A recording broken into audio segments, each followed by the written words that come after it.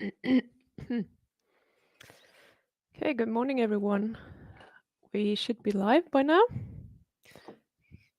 Good to see Shell is here. It's funny because Shell is here. She's talking to me, and it says that no one is watching. But anyhow, so I'm waiting for Alex again. Alex, my camera is really wonky, but it doesn't look so wonky to you. There you go. Yeah, what was I going to say? I thought I'll just get online because I have a tight schedule today, so I need to make it within an hour.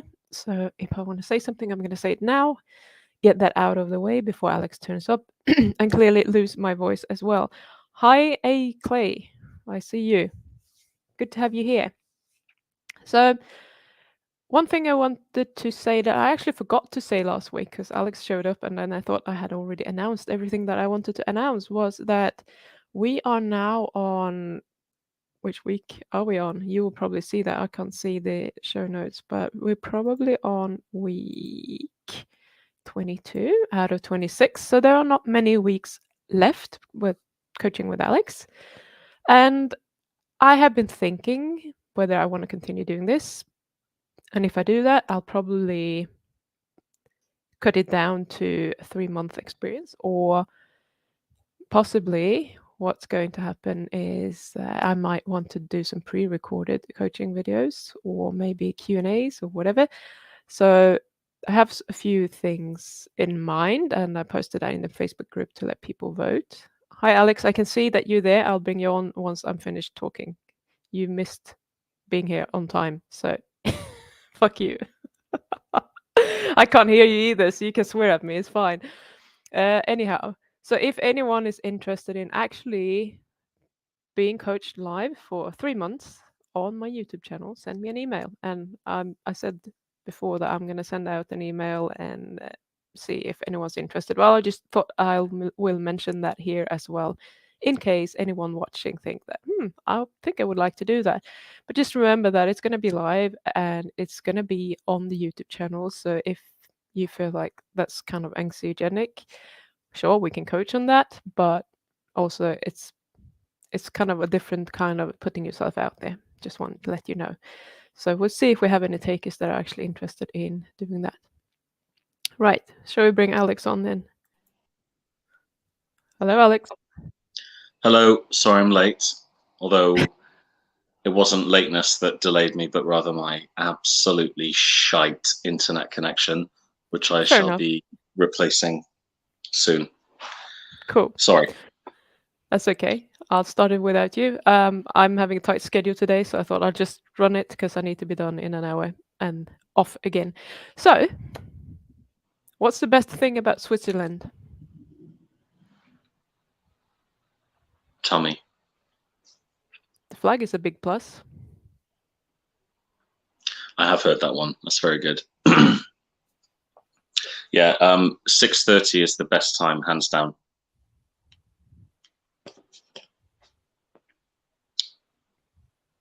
What am I missing? Look at the clock. Both hands are down at 6:30. Fuck's sake, really? I'm digitalized. Digitalized Swede. Yeah. Did I tell the one about the dog? Did I say that? Oh no, I fucked it up, didn't I? That's right. Yeah, I fucked that joke up. Did you? Can I tell it again? I can't remember if I told it or not. I can't remember. My brain is just like a sieve. Actually, I don't think I did tell it. It's so I turned to my dog this morning and I asked him, "What's 2 minus 2?" And amazingly, he said nothing. Good dog. I think you did tell that last week. Yeah. Okay. Yeah. It feels like it was very recently. What's the difference between kinky and erotic? Says Shell. What? I don't know. We have to wait for it to tell us. Come on, Shell. We're idiots. We would like to know. I'm glad Shell is joining in. Used to just be Patricia. We need more bad jokes, but then we won't have any time to actually do any coaching. We just sit and do bad jokes. Maybe we should have a bad joke stream once a month. Everyone bring the bloody bad jokes so we can all cry. Okay, while we're waiting for that, Shell, tell us. Okay, here it is. Kinky equals you use a feather, and kinky you use the whole damn chicken. Which one is erotic? Yeah, Probably she's using a she's feather. fucked it up. A Yeah. woman after my own heart. I'm always fucking up jokes. Well done, Shelley. You're one of the team now. You're one of the crew. Yeah. I think erotic equals you use a feather, and kinky you use the whole damn chicken. Yeah, I like it. Why why shouldn't you wear radioactive underpants? Oh, this is gonna be Because stupid. because Chernobyl fallout. Fuck that. Okay. Oh, So erotic you use the whole chicken. Okay. I was thinking differently. Husband was talking to her. Jerk. Thanks, Shell. We love you. Okay, so Alex, let's see. Your homework, your self-imposed homework. Number 1, punctuality. I thought that was funny. Number 2, really? yeah, you might have said it as a joke, but I don't have a problem with punctuality. do we have cognitive dissonance? Maybe we should add that to homework. Um, Anyhow, the important homework that you mentioned that you are getting carried away with your negative thoughts, so you're going to start paying attention to and see the whole picture and like the chain reaction from indulging in these emotions and about pushing people away. So, do you want to give us a little bit of a rundown on what's happened this week, what's gone right, what's gone wrong, how this has gone, etc.? Share whatever you want to share.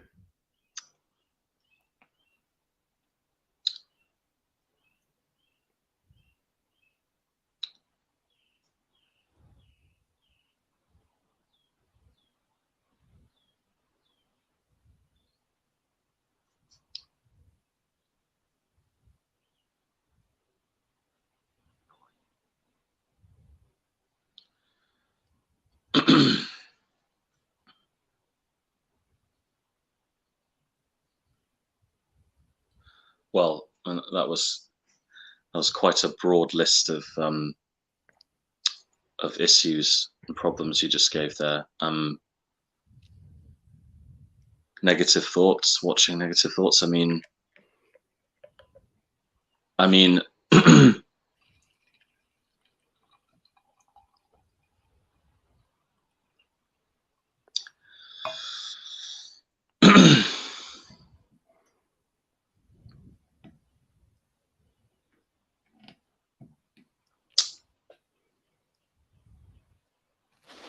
I don't think I can do this, and you know why? I would, under any other circumstances, I would never dream of asking you to accommodate a total non-answer, but I can't answer that question.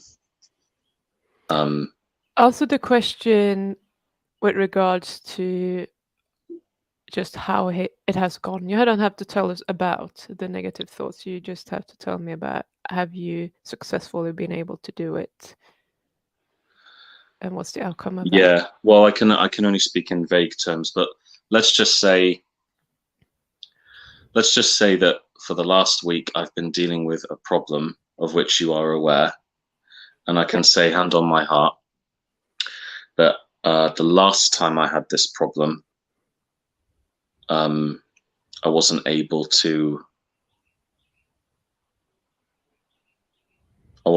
handle it as well as I have done over the last week, and the reason for that is because I've sought advice from the people closest to me as quickly as possible, and the advice was about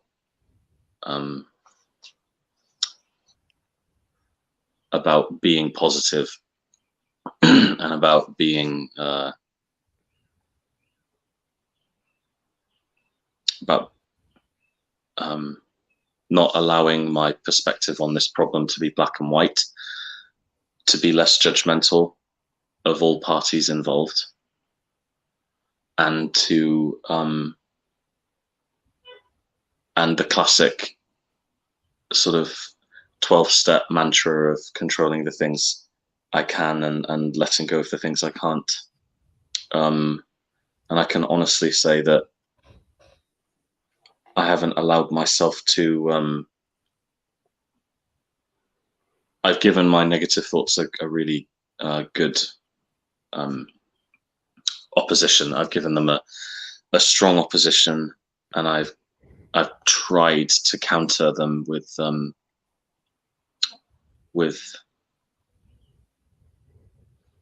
more compassionate wisdom for all involved, and that's not like me. It's not like me to do that at all. So the one silver lining in the last week, born out of this problem, is that I'm starting to notice that I can handle crises, and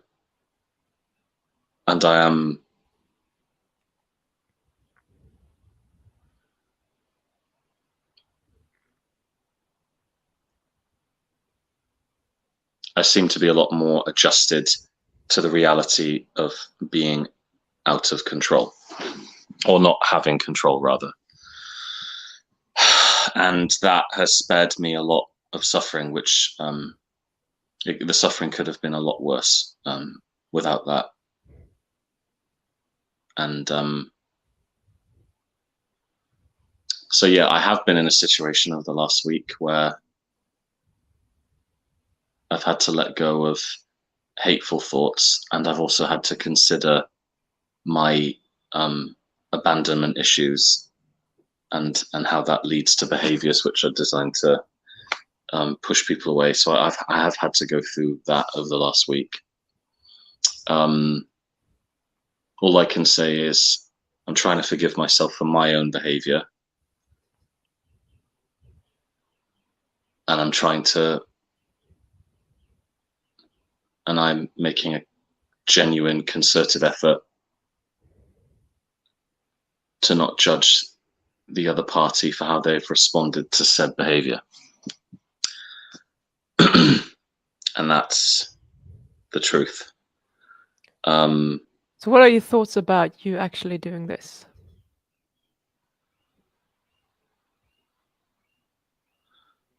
I'm All of which grateful. you just I'm described. grateful. I'm grateful. It's encouraging again, because even though it's happened within an upsetting context, I have lots for which to be grateful. I'm grateful to be stronger and to be able to handle my emotions more. And I'm grateful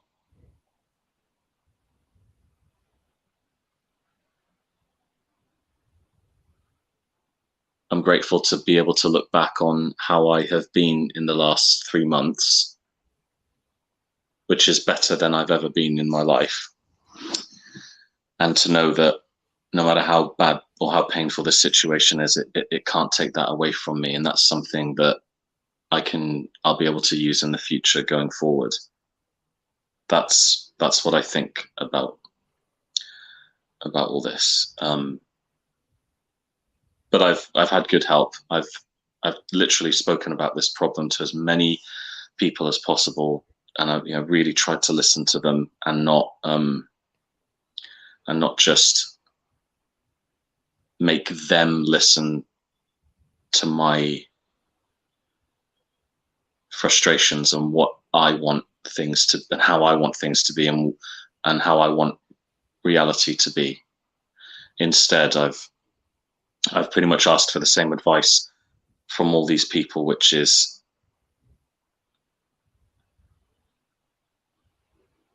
I ask them all to help me to move on and to move forward. So just by virtue of that, I've actually taken taken some good advice for a change rather than just stubbornly following my own insecure instincts. And that feels very different. That feels alien. It feels refreshing. It feels a relief to not be to not compound my own suffering by subjecting myself to a self-inflicted kind of lot of self-inflicted punishment.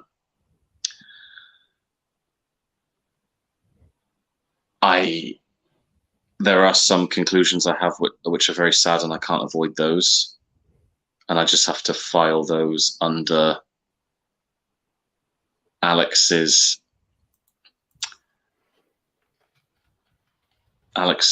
unfortunate philosophical observations of our time. But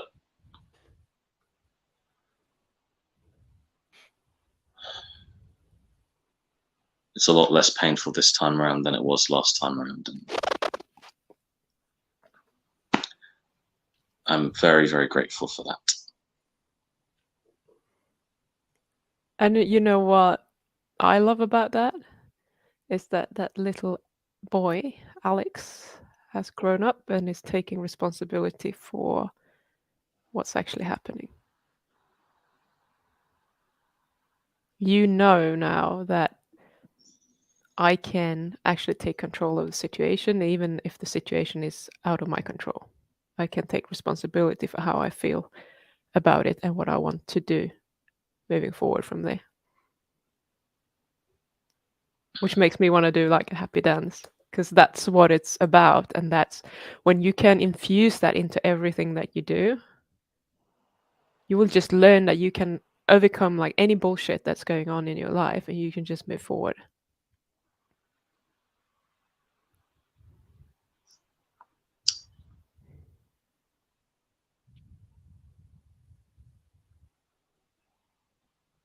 99% of the time, bullshit in one's life involves another person.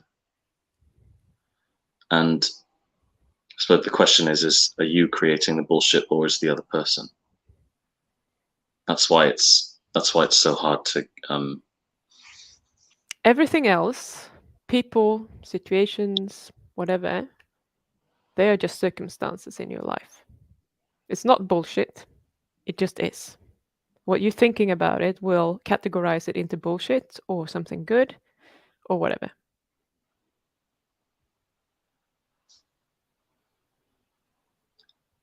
And that's what you've done. You're like, okay, I don't have to just think about this in bullshit terms. I can think about this from other perspectives as well.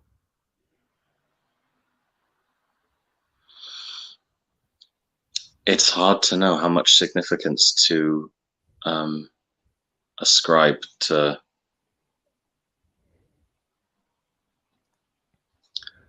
certain things in one's life.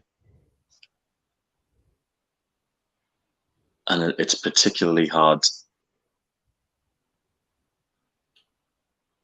It's particularly hard to discover that something meant a lot more to you than the other party.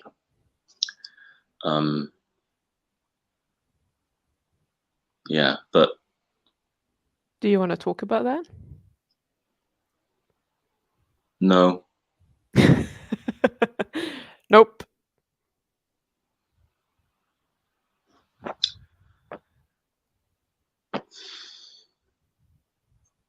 I've said everything I can. No, I meant the realization that you just said. It's hard to realize that something meant more to me than to the other party. Why is that hard?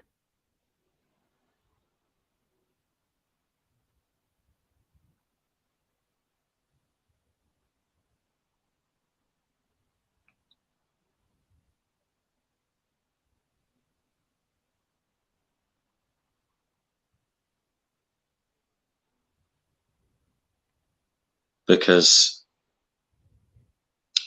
it's hard for me because I haven't yet achieved, I'm not yet at that highly evolved state where the individual is able to say that,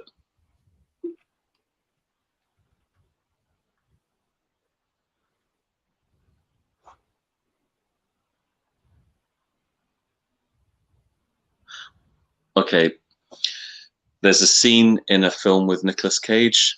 I think it's called. I think it's based on something called the Lotus Thief. I think it's called.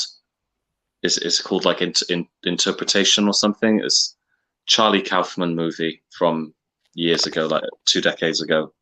And there's two twin brothers, and one is telling a story of when he saw his brother being humiliated by this really beautiful, popular girl at school. And he says, "Oh no, I saw you walk over to her and tell her how you felt about her and that you loved her. And then you walked away, and then behind your back she was like laughing at you, making fun of you with her friends.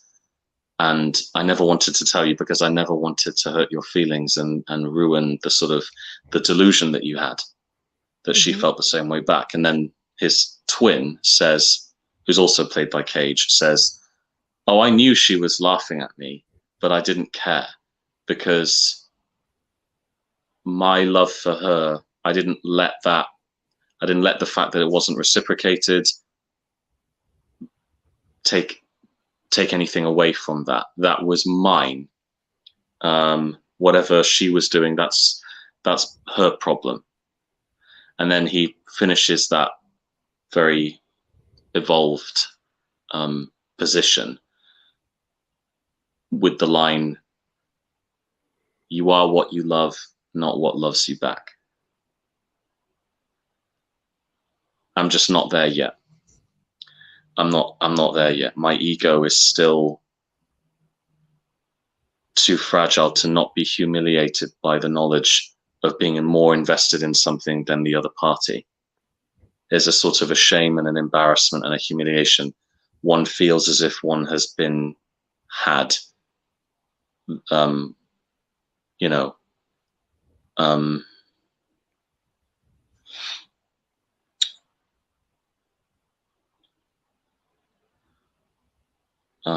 no one ever likes to be on the receiving end of that. Well, let me ask you, would you rather be a person who is more invested or less invested? Well, there isn't a person who's more invested or less invested. There is only a relationship, and depending on the parameters and how it was chosen and why it was chosen, the individual can be either. It's not necessarily a personality trait unless someone has, BPD and they just can't commit and they're always sort of looking for the pretext to leave and to find an out. Unless you're that person, it's impossible to say that there is the person who always invests more. Yeah, but do you want to be a person Well, that is cautious, or I've been do you be both. a person who just like... I've been both. I've been both. Yes, but what do you No, want to be is the question. I want to be neither. I want to be in a relationship with someone who loves me as much as I love them. That wasn't what I was asking. So if you're in a relationship with Yeah. someone who just loves you a little bit, do you want to just love them a little bit, or would you rather just like, I'm gonna fucking love you? Well, it depends, doesn't it? It depends on the person. It depends on the type of relationship that one wants, and then what type of relationship is possible. You see, I conflated what I wanted with what I knew deep down wasn't or was possible. So again, it's... You're basing how much commitment or love or whatever in a relationship with another person you want to commit to based on what you think that that could be or how much they are putting into it? Not necessarily. I'm not even saying how things should be.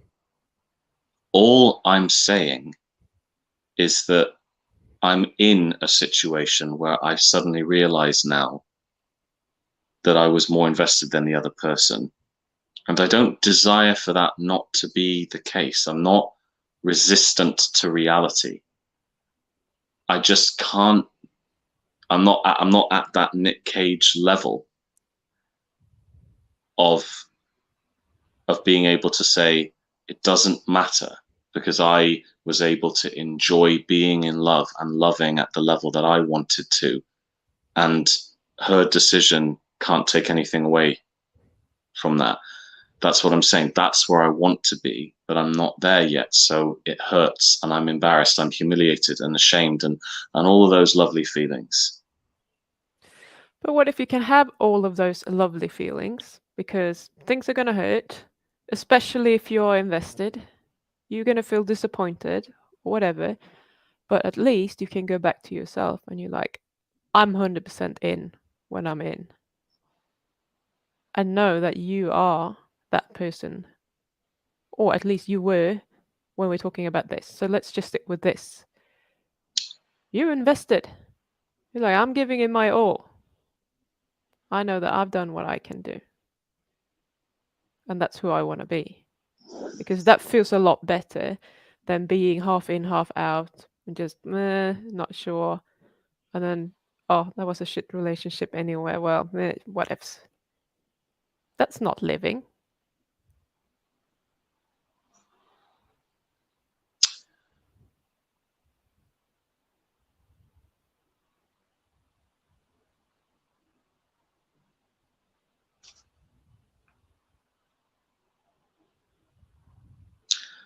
My apprehension to answer the question in the first place is because I didn't want to turn you into a relationship counselor. No, but this goes for everything that you do. If you have parents, friends, lovers, whatever, it doesn't really matter who the person is. If you're not invested in the relationship, there's never going to be a good relationship. And that goes both ways. If they're not invested in it, you can still give it your all and just feel really good about what you're doing. Like, I gave it my all. They didn't. That's okay. Like, Well, I don't know. because it's about you. No. I disagree. In this Good. context, Tell me about it. I disagree. I disagree. I, everyone, there's a strange duality to life, which is at any given moment, someone enters a relationship, assuming they're not doing so for pathological reasons to willfully deceive their partner, assuming they have even the most fundamental concept of becoming closer, bonding with the other. Anyone at any stage of their life they're doing their best.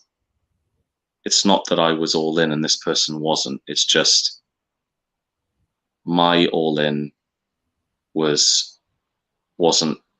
It was, I suppose, it was deeper and more intense than their all in. So I know that this person, with her limitations, did her best, and so did I.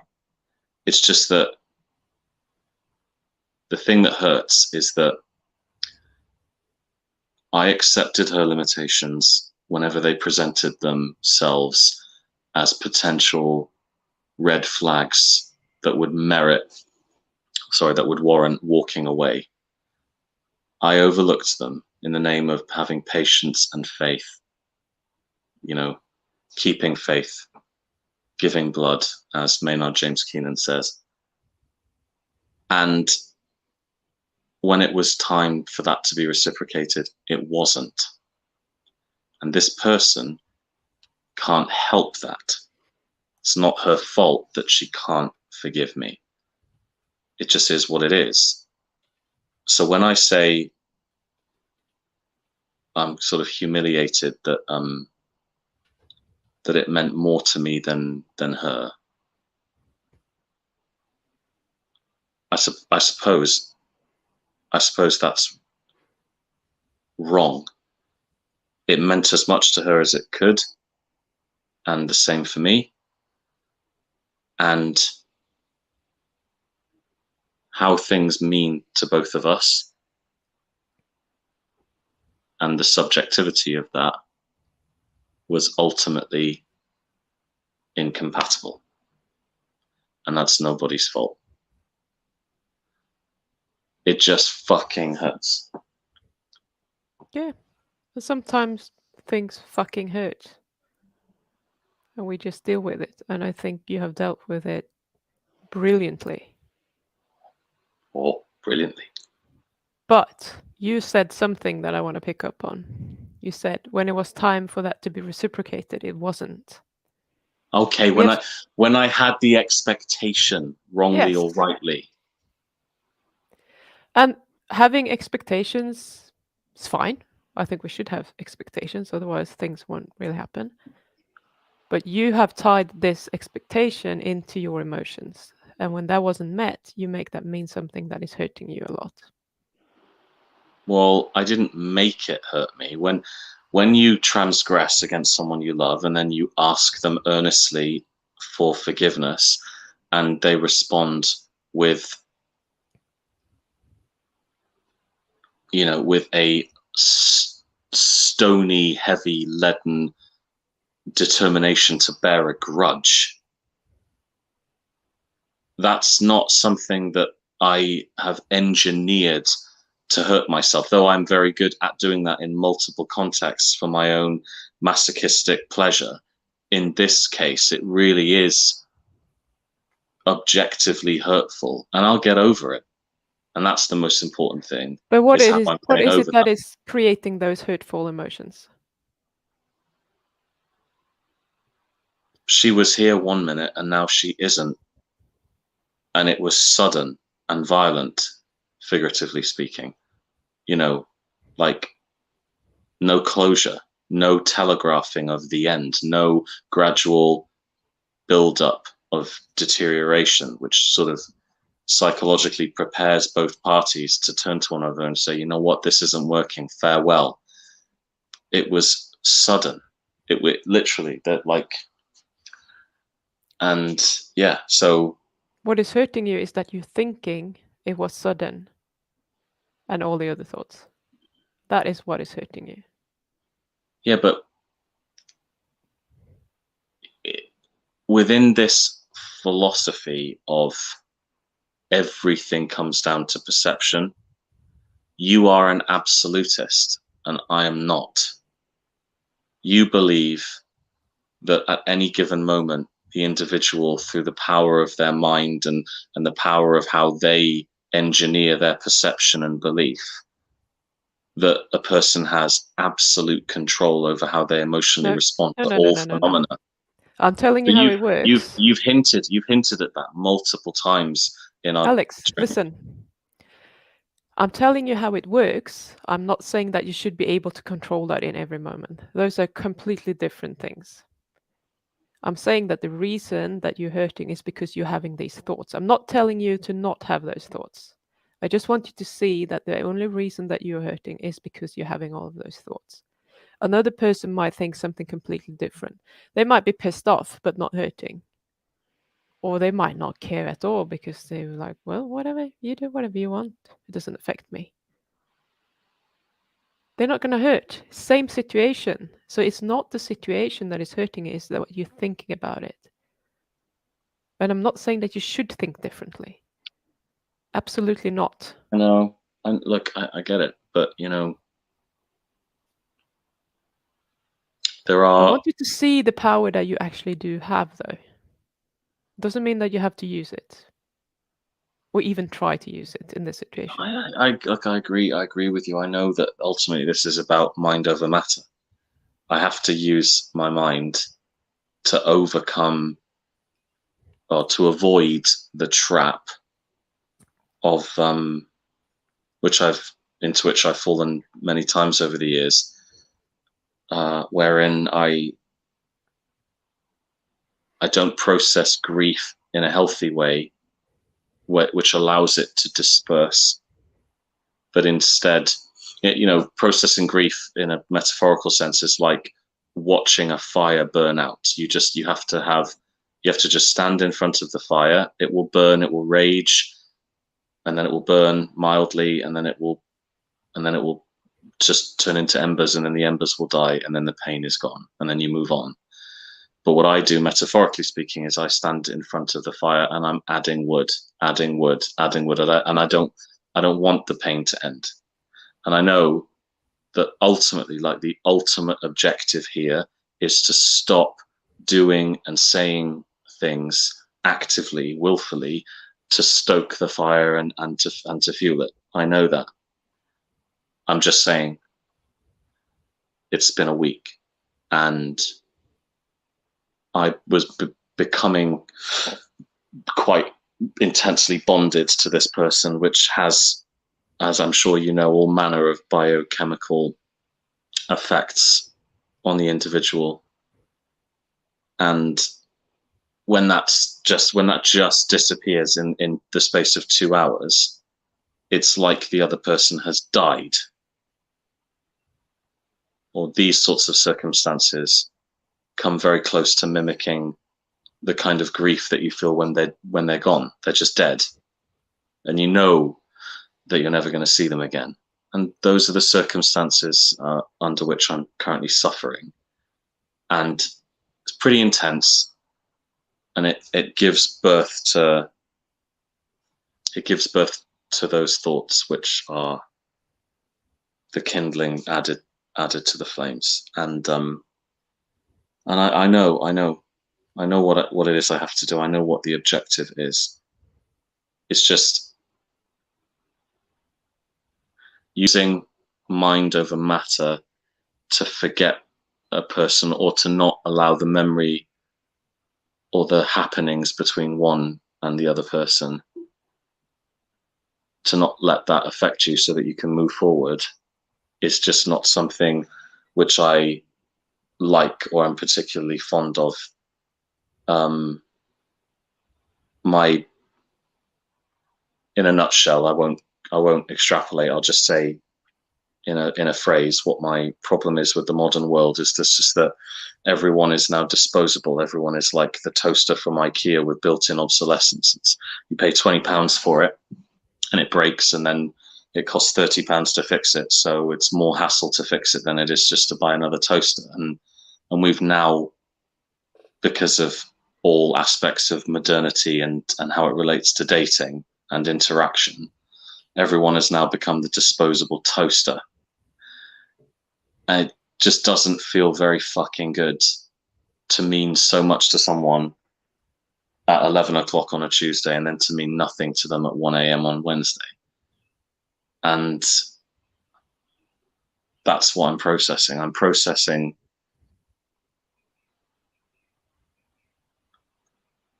the sudden death of my relationship. So what if you just allow yourself to actually do that without judgment? Because I hear a lot, I know I should be doing this, I should be doing that. What if you just like, well, today I'm gonna put some extra logs on the fire because I want to, and it's fine. I don't know. I mean, either I'm going to say it or imply it, or you're going to say it or imply it. Either I'm going to be dysfunctional, and then you're going to challenge the dysfunction, which implies that I should be doing something else. Or I can sit here and say I'm doing something dysfunctional and I should, one of us is going to basically say to me, you're doing it this way and that's not helpful. Try doing it the other way, which is helpful. That's all I'm saying. I'm just owning it. I'm just saying I know. Yeah, but sometimes, I mean, I'm not suggesting that you should be dysfunctional for weeks on end. I know you're not. No, I know. I guess I'm not being judgmental. The should and shouldn't part of my the should and shouldn't part of everything I've just said is it's a sort of preempting of your inevitable criticism. I don't criticize. Yes, you do, and that's fine. There's nothing wrong with criticism. There's nothing wrong with being critical. No, I'm challenging your brain. Oh, fucking euphemism city now. Potato, potato. How do you want to handle it? Normally in my right hand. How do I want to handle it? Um,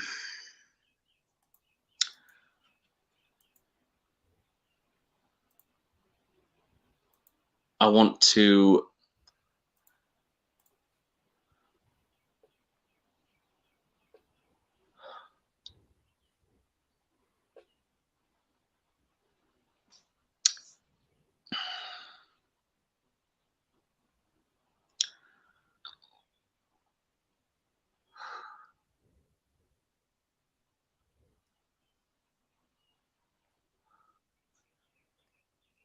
feel the feelings that come from this loss, but not allow them to mutate into beliefs.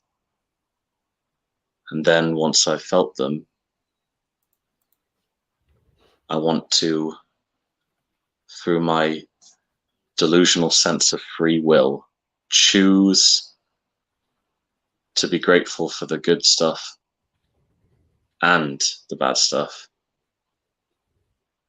to forgive her and forgive myself for our inadequacies, and to just accept the pure, flawless logic of, if it was meant to be, then it wouldn't have ended. So just fucking move on. That's what I want. Is that what you're doing? Yes. Yes, That's it what I is. heard you tell me. So I That's probably it is. from the It is. outside. I Okay. invited a friend over last night.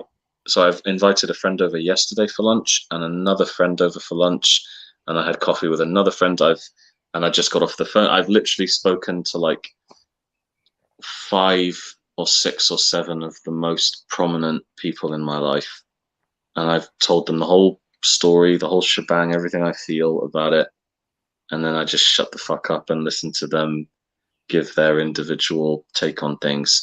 And now I have a kind of amalgam of all of the best pieces of advice given to me in the last 48 hours. And by actually listening to it and having the humble modesty for a change to actually defer to it and subordinate to it rather than my own vitriol, I'm actually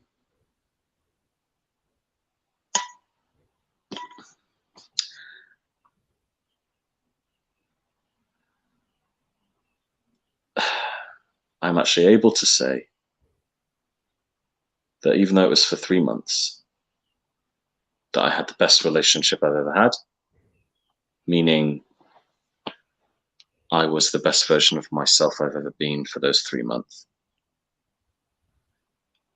And I'm now having the best breakup I've ever had. I think that's worth celebrating. Both of them.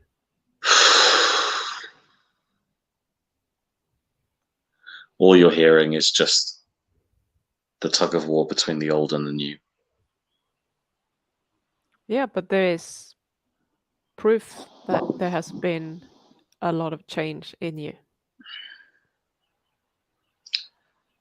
I just wish that last week I hadn't said on the live stream that my relationship was going really well, because that 3 hours later we broke up. I mean, talk about tempting fate, Pim. Yeah, but this is coming from you. and you had the best relationship that you had. You were the best version of you. And of course, that's going to feel like it's going really fucking well because it did from you. It, it's it is quite hard dealing with the painful irony that it's the shortest relationship I've ever had, and that I've been in a 3-year relationship, which was hell. So I made hell endure for 3 years, but heaven could only last 3 months. You know, I just it does. It's sort of a cruel joke, really. It's Or it's an evolution that you're going through. Yes, Professor. Yeah, it's the evolution I'm going through. This is not a cruel irony inflicted upon me by God. This is just an evolution I'm going through. Okay. So when you think back to, you said the last 3 months that I've been the best version of me that I've ever been in a relationship. How is that going to serve you moving forward?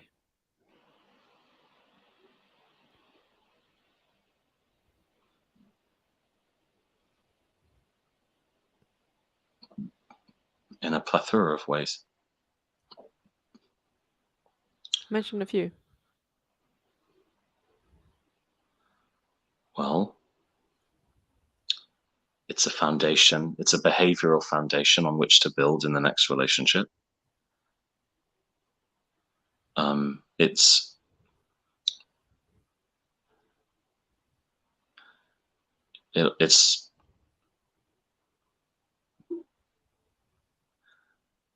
it serves me by way of joy and happiness to know that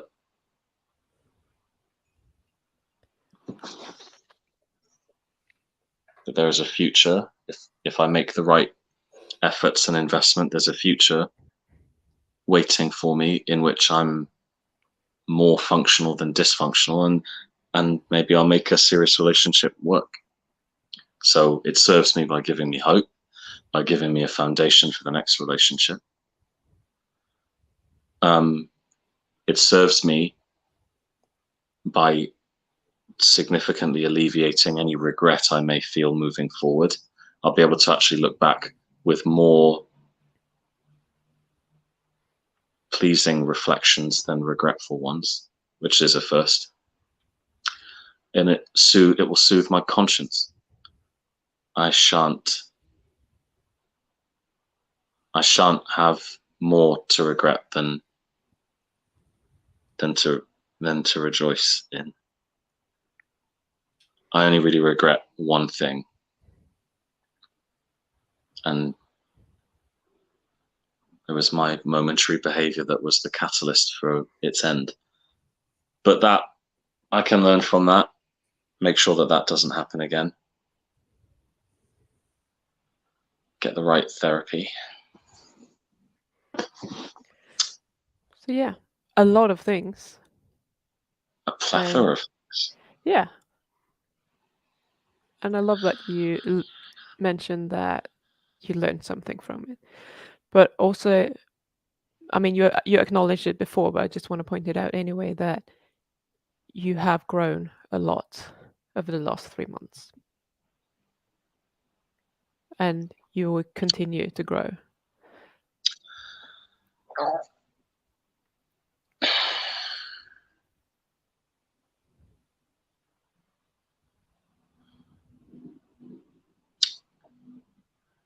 Yes, I will continue to become just a little bit more bearable to the opposite sex with each endeavor, with each attempt, until I'm just about bearable.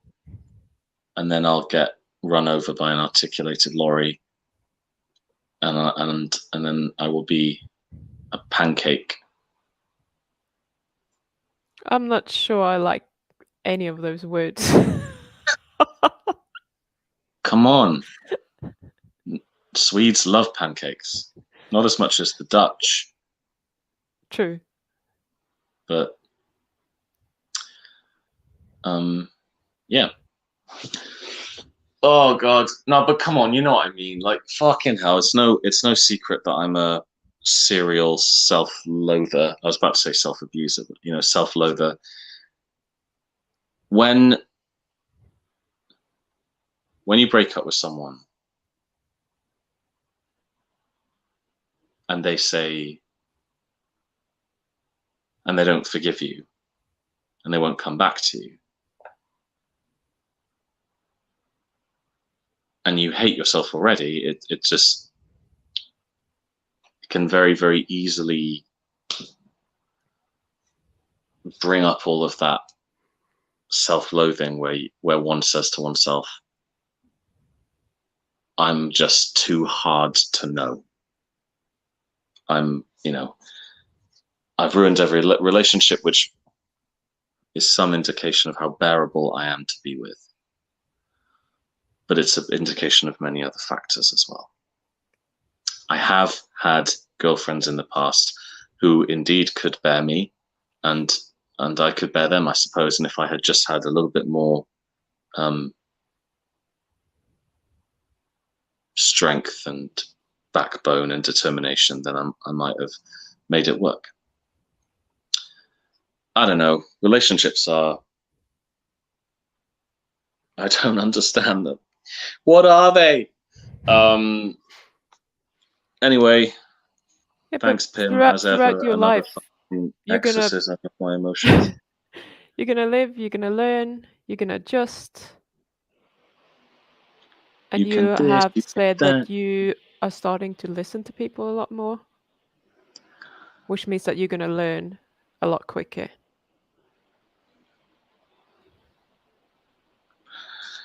Yes, there's a Jordan Peterson clip the other day on YouTube talking about the importance of listening as a skill, the crucial skill of listening to others.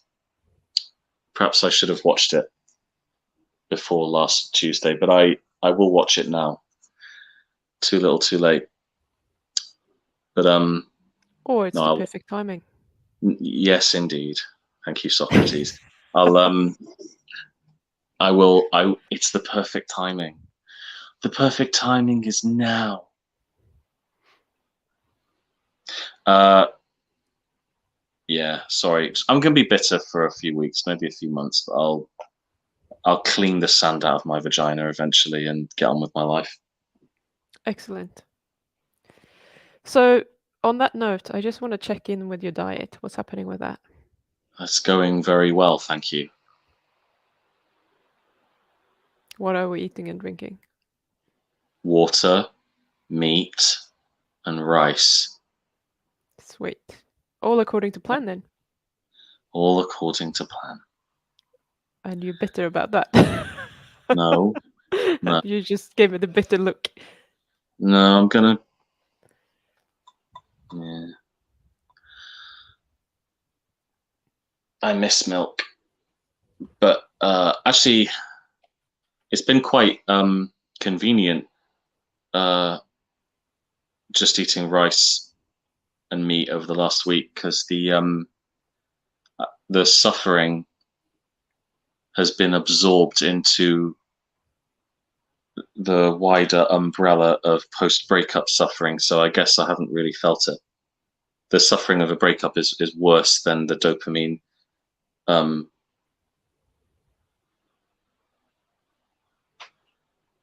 deficit caused by the removal of these opioid substances. What's true? Good. Milk. So another Milk is. positive then. Yeah. Oh God. But just like give yourself a little pat on the shoulder as well, because if this had been in the past, would you really have stuck to rice, meat, salt, and water? Yes, because it just so happens that grief like post-breakup grief, um, it destroys my appetite. It Okay. destroys it inhibits my avarice for sugar. Other, in other words, you know how you're always bringing addiction back to the unwillingness to feel emotions. When I break up with a girl, it doesn't matter if I'm willing or not.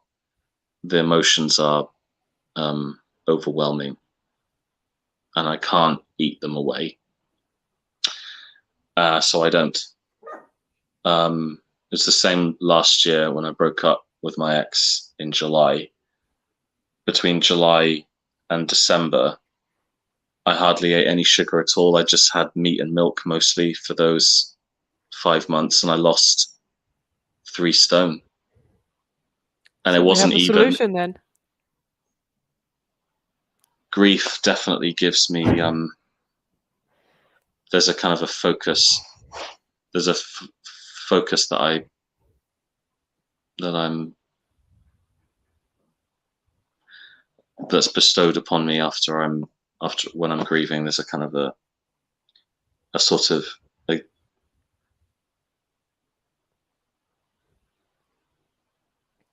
there's a sort of an unearned discipline that I'm endowed with for a short period. So I thought I'd capitalize on it. Yeah. A But breakup also is always a good time to start a new diet and join a gym, isn't it? fair enough.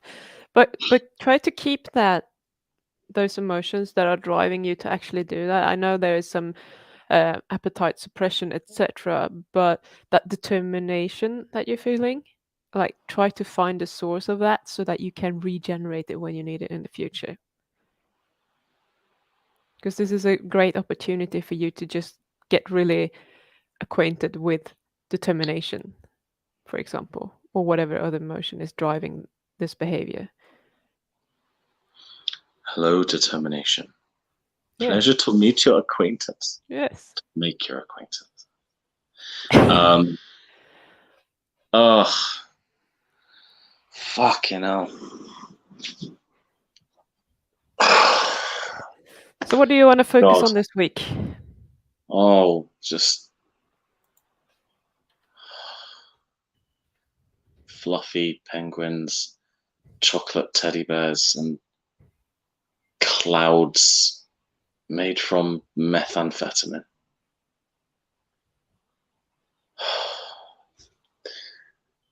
I'm sorry. I'm just exhausted. Oh, God.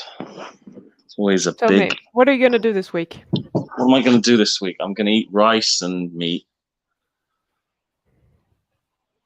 Going to go and see my stepmother on Thursday and visit my father's grave for the first time in 3 months. That'll be fun. Working tomorrow. But yes, in the context of what we're trying to achieve.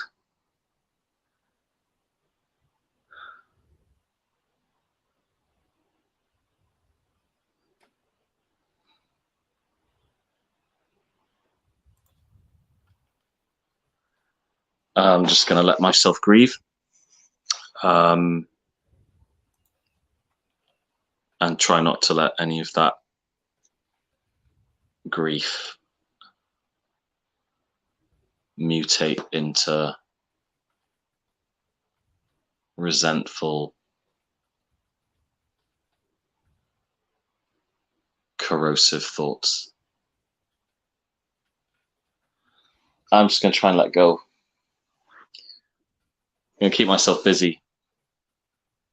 Focus on fucking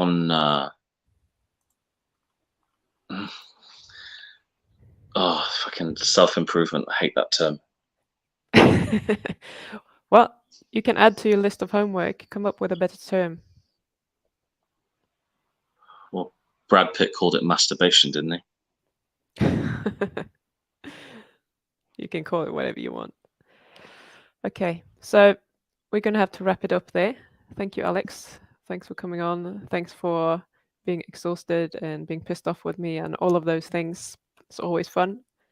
And we shall see you all again next week. Thanks for tuning in and all the comments. We love you. We don't have time to read them all, but thank you.